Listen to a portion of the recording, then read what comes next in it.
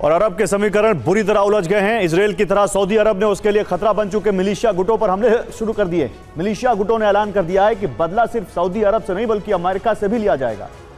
दरअसल 2 दिन पहले जंग शुरू होने का कारण था इराक में ईरान समर्थित प्रॉक्सी गुटों पर अमेरिका और सऊदी अरब के हमले। यह जंग ऐसे वक्त में छिड़ी है जब अमेरिका के पास इंटरसेप्टर मिसाइलें कम है, इसीलिए अमेरिका इस संघर्ष को बढ़ाना नहीं चाहता। लेकिन इजरायल को अवसर नजर आ रहा है और वो चाहता है कि अरब के देश मिलकर ईरान और उसके प्रॉक्सी के खिलाफ मोर्चा खोल दें। इराक के ईरान समर्थित संगठन हरकत अल नुजाबा ने अमेरिका और सऊदी अरब को कड़ी चेतावनी दी है। कहा है कि इराक में किए गए संयुक्त हवाई हमलों के जवाब में अमेरिकी और सऊदी अरब के बेस सुरक्षित नहीं रहेंगे।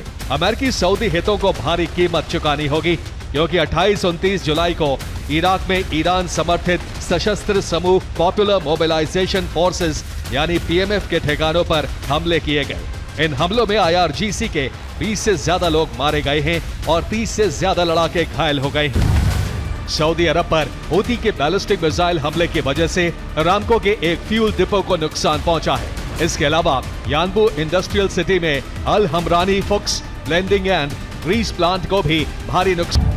एक्सियोस की रिपोर्ट के मुताबिक इजरायल के प्रधानमंत्री बेंजामिन नेतन्याहू ने राष्ट्रपति डोनाल्ड ट्रंप से कहा है कि उन्हें ईरान के साथ किसी समझौते तक पहुंचने की संभावना पर शक है, क्योंकि वो हमेशा झूठ बोलते हैं, हमेशा धोखा देते हैं और हमेशा समय खींचने की कोशिश करते हैं। क्योंकि अमेरिका के बेस अमेरिकी सेना के जवानों की वजह से खतरे में पड़ गए हैं। मोबाइल फोन से रिकॉर्ड किए गए और सोशल मीडिया पर शेयर किए गए वीडियो ईरान को अमेरिकी ठिकानों पर हमले करने में मददगार साबित हो रहे हैं, जिसके बाद सेंटकॉम ने चेतावनी जारी करते हुए मोबाइल से वीडियो शूट नहीं करने के निर्देश दिए हैं। आदेश का पालन नहीं करने पर फोन भी जब्त किए जा सकते हैं। अमेरिका युद्ध से पहले पैट्रियट मिसाइल इंटरसेप्टर की संख्या लगभग 2330 थी, जो सीज फायर के समय घटकर 1030 पहुंच गई थी। लेकिन दोबारा से हमले शुरू होने के बाद सिर्फ 759 से लेकर 827 पैट्रियट मिसाइल इंटरसेप्टर